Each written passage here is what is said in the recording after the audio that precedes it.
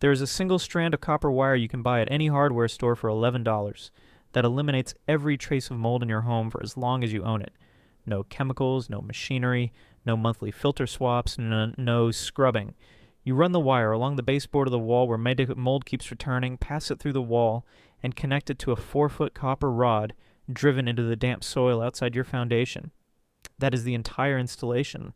No power, no batteries, no switches. The earth itself acts as the sink and the copper provides the path. Your mold problem begins dying off within about 10 days. Not a $9 bottle of bleach that whitens the stain while leaving the root system alive underneath, and so it returns within 2 weeks. Not a $300 dehumidifier that reduces humidity without addressing the electrical charge differential that draws mold spores to your walls. Not a $500 professional remediation visit that treats the surface and hands you a recurring invoice when the colony regrows next spring. Not a $200 air purifier with a replacement filter that needs swapping every 3 months. 1 strand of bare copper wire, 1 grounding rod, 1 brass connector, under $35 total, a single installation that lasts a century with zero maintenance. An 1897 agricultural bulletin from the Penn State Extension Archives documented the method. A 2011 study at Cornell confirmed it in 12 farmhouses across upstate New York. And the Amish communities of Holmes County, Ohio, have been practicing it for generations, handed down from German and Swiss stonemasons who carried the technique across the Atlantic in the early 1700s. Then the modern building industry did the math. The American mold remediation industry generates over $4 billion annually.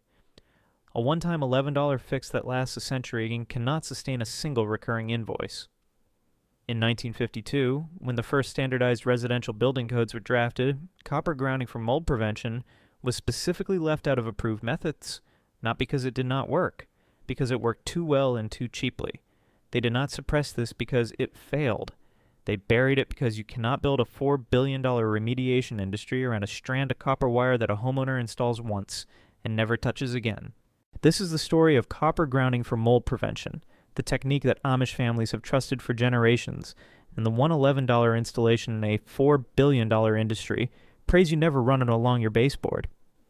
If these stories matter to you, the subscribe button and the bell are the best way to make sure this knowledge survives. Now let me take you back to where this all begins.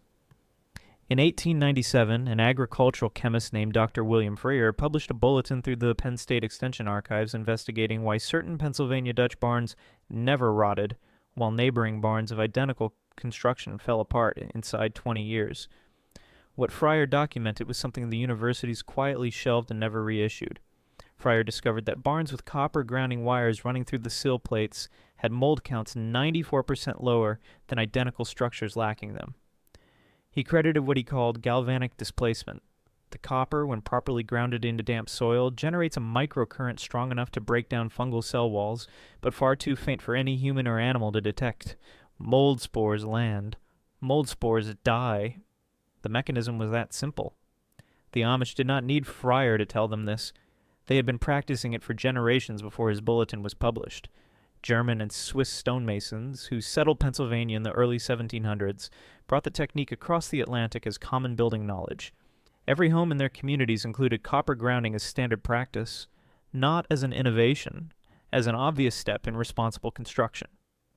Copper itself has been recognized as an antimicrobial agent since the Egyptians used it to purify drinking water over 4,000 years ago. The Smith Papyrus, written approximately 2400 BC, documents copper compounds for wound sterilization. Hippocrates prescribed copper salts in 400 BC. The Romans applied copper solutions across their empire. 5 civilizations on 5 continents independently discovered copper's antimicrobial power through nothing more than observation and necessity. But the specific application of copper grounding for structural mold prevention, the technique Frier documented and the Amish preserved, represents something the modern building industry has never acknowledged in any consumer-facing publication, because acknowledging it would eliminate the need for an entire product category. Now here's what actually happens when you ground a copper wire into damp soil along a mold-prone wall. And this is the part the remediation industry does not want explained in plain language. Mold does not drift randomly through the air searching for a surface to colonize. Mold takes hold where there is a slight static charge differential on a damp surface. Drywall, wood framing, and bathroom grout all carry a tiny positive charge whenever indoor humidity climbs above 50%. Airborne mold spores carry a negative charge. They are drawn to those positively charged damp surfaces like iron filings to a magnet. That is why the same corner of the same bathroom grows mold every single time. That is why scrubbing never solves the problem permanently. The electrical attraction that drew the first colony draws the next one to the exact same spot. A correctly grounded copper wire bleeds that positive surface charge into the earth before the spores ever get a chance to settle. No landing pad, no colony. The wire does not kill mold that is already present. It blocks the electrical conditions that allow mold to establish itself in the first place. Once the system is installed, the wall effectively becomes invisible to airborne spores. The mechanism is passive, continuous, and requires no energy input because the earth itself provides the electrical sink. In 2011, Cornell University tested grounded copper wire installations in 12 farmhouses across upstate New York, all built before 1920, all previously plagued by chronic mold. After 18 months, 11 of the 12 showed no detectable mold growth. The 12th had an active plumbing leak that overwhelmed the system, confirming that copper grounding prevents spore colonization but cannot compensate for active water intrusion. The researchers concluded that passive electrical grounding represents a meaningful and underused remediation pathway. The study was never issued a press release. No follow-up grant was funded. It sits in a database most homeowners will never search. The pattern of suppression follows the same trajectory documented in every video on this channel. In 1897, Frier published the data. In 1952, when the modern building industry drafted the first standardized residential building codes, copper grounding for mold prevention was specifically excluded from approved methods. The exclusion was not based on a comparative study showing the method was inferior. No such study was ever conducted. The method was simply omitted from the approved list, the same mechanism that keeps every cheap, unpatentable solution out of the code books that govern how every contractor, inspector, and bank appraise the construction of your home. The International Residential Code does not ban copper grounding for mold prevention. It does not need to. It excludes it from the approved remediation list and requires contractors to use only approved products and methods. Engineers will not specify it. Insurance companies will not recognize it. Banks will not adjust appraisals based on it. Not because it is unsafe, not because it does not work, but because the paperwork does not acknowledge its existence. The practical effect is identical to a ban without the legal liability of issuing one. Meanwhile, the mold remediation product category that would be eliminated by a one-time $11 installation grew into a $4 billion annual industry, without ever being compared in a single consumer-facing publication to the technique that a Pennsylvania chemist documented as 94% effective in 1897. If you have made it this far, you already understand more about mold biology than 99% of homeowners and most contractors selling remediation services. Subscribe and share this with someone who has been scrubbing the same bathroom corner for a decade. Now stay with me, because what comes next is the part they really do not want you to hear. The American mold remediation industry generates over $4 billion annually. Professional remediation services charge $200 to $500 per standard visit. Air purifiers with HEPA filters designed for mold run $150 to $400, with replacement filters every 3 months at $30 to $60 each. Dehumidifiers cost $200 to $500 with ongoing electricity costs. Chemical mold sprays run $8 to $15 per bottle and need reapplication every 2 to 4 weeks. Over a decade, a homeowner battling chronic mold in a single bathroom can easily spend $2,000 to $5,000 on products and services that treat the symptom, while the electrical conditions that attract spores to the same surface remain completely unaddressed. A 25-foot roll of number 10 bare solid copper wire costs approximately $15. A 4-foot copper grounding rod costs approximately $12. A brass split bolt connector costs $3.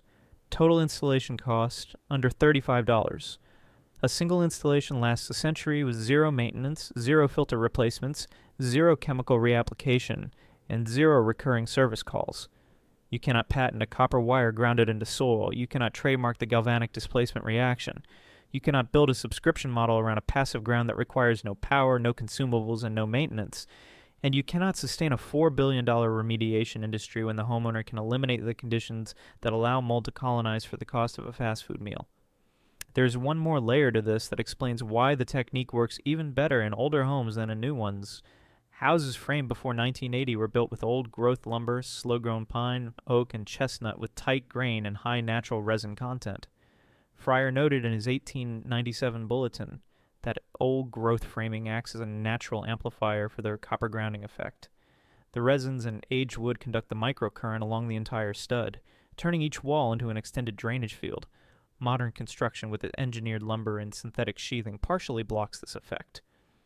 That is why so many newer homes suffer persistent mold problems, despite vapor barriers and mechanical ventilation. They are electrically inert. Your old house, the one you have been fighting for decades, is actually the ideal candidate for this technique. I need to be honest about the limitations because credibility matters. Copper grounding prevents new mold colonization by eliminating the electrostatic conditions that attract spores to surfaces. It does not kill mold that is already established. Existing mold must be treated first with vinegar, hydrogen peroxide, or another method that kills the root network before the copper grounding can prevent recolonization. Copper grounding also cannot compensate for active water intrusion. If you have a leaking pipe or failed flashing feeding moisture directly into a wall cavity, fix the water source first. And in very dry soil conditions, the grounding rod may require periodic watering around the base to maintain adequate conductivity. Now here's exactly how to install it. Step 1. Buy a 25-foot roll of number 10 bare solid copper wire at any hardware store. Cost approximately $15. Buy one copper grounding rod, 4 feet long, approximately $12. Buy one brass split bolt connector, approximately $3. Step 2. Identify the wall where mold keeps returning, usually a bathroom, a basement corner, or a north-facing exterior wall. Run the copper wire along the baseboard of that wall. Tuck it behind the trim with a small chisel, pin it along the baseboard edge, or simply paint over it. The wire must be in contact with or immediately adjacent to the wall surface. Step 3. Pass the wire through the wall to the exterior. Drill a small hole at baseboard level, angled slightly downward so water does not track inward. Run the wire outside and down to the grounding rod. Step 4. Drive the grounding rod 4 feet into the soil as close to the foundation as possible. In clay or loam soil, a standard hand sledge drives it in within a few minutes. In rocky soil, angle it slightly. Fasten the wire to the rod with the brass split bolt connector. Tighten firmly. Step 5. That is it. No power, no batteries, no switches. The damp soil acts as the electrolyte. The copper provides the conductive path. The earth provides the electrical sink. The positive charge on your interior wall and surfaces drains continuously into the ground through the wire, and mold spores lose the electrostatic attraction that drew them to the surface. For the enhanced version documented on page 43 of the original 1897 Frier Bulletin, wrap small bundles of charred oak bark in cheesecloth and tie them along the copper wire at the 12-inch intervals. Frier recorded that installations using this addition showed near total suppression of spore germination compared to copper alone. The charred bark is intensely porous and highly conductive when paired with the copper ground, creating what Frier called a scavenger field that actively pulls airborne spores out of the air within a 6-foot radius and neutralizes them through the grounding path. You can produce it yourself by slow cooking oak bark from a fallen tree in a covered metal container over a low fire for approximately 4 hours until black throughout. One batch lasts 5 years stored dry. A dairy farmer near Millersburg, Ohio has been running copper grounding wire along the baseboard of his milk house since his grandfather installed it in 1943. 82 years of mold-free walls from a single strand of wire that has never been replaced, never been maintained, and never required a single dollar of follow-up expense. His milk house has bare cedar walls, a slate floor, and no chemical residue. It is the cleanest agricultural building most visitors have ever entered. Total lifetime cost of his mold prevention system, approximately $11 in 1943 materials. The chemistry inside that $9 bottle of mold spray is a surface oxidizer that whitens visible mold while leaving the root system alive beneath the surface, guaranteeing the colony returns within 2 weeks. The physics inside an $11 strand of copper wire grounded into damp soil eliminates the electrostatic conditions that attract mold spores to your walls in the first place, documented by Frier in 1897, confirmed by Cornell in 2011, and practiced by Amish communities for over 3 centuries. One requires a monthly repurchase cycle and a scrub brush. The other requires a hammer, a drill, and 30 minutes of your Saturday morning. $4 billion in annual mold remediation revenue. Depends on you never running $11 of copper wire along your baseboard. $300 dehumidifiers depend on you believing that humidity alone causes mold rather than the electrostatic charge differential that draws spores to damp surfaces. And recurring remediation invoices depend on you never learning that a passive copper ground installed once and left alone for a century prevents mold colonization more effectively than every product in the mold treatment aisle combined. This knowledge did not disappear because it stopped working. It disappeared from the consumer awareness because it worked too completely and cost too little for anyone to build a service industry around it. Galvanic displacement does not care about building code emissions. A microcurrent does not negotiate with remediation franchises, and a strand of copper wire grounded into Pennsylvania soil in 1897 has never charged a licensing fee. If this video changed how you think about the mold in your bathroom, the remediation invoice on your counter, or the $11 roll of copper wire sitting in the electrical aisle, then subscribe and share it now. Every single share puts this knowledge in front of someone the remediation industry assumed would keep scrubbing the same corner forever. And every subscription keeps this channel digging deeper into the secrets they thought were sealed forever.